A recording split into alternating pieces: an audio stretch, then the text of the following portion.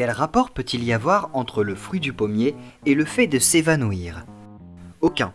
Et c'est normal, puisque l'expression tomber dans les pommes est issue d'une déformation linguistique. Il s'agit en effet d'un dérivé d'une expression du Moyen Âge, tomber dans les pâmes. Le mot pâme était alors issu du vieux français se pâmer, qui veut dire encore aujourd'hui perdre connaissance.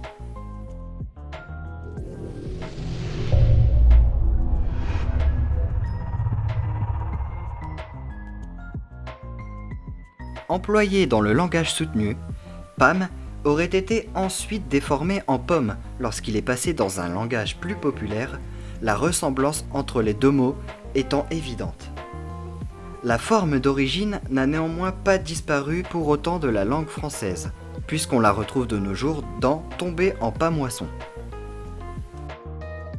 Cette expression littéraire formée au XVIIe siècle signifie d'ailleurs exactement la même chose que tomber dans les pommes. Il existe une deuxième possibilité. L'écrivaine George Sand écrivit dans une lettre à une amie « être dans les pommes cuites » pour dire qu'elle se retrouve dans un état de fatigue avancée.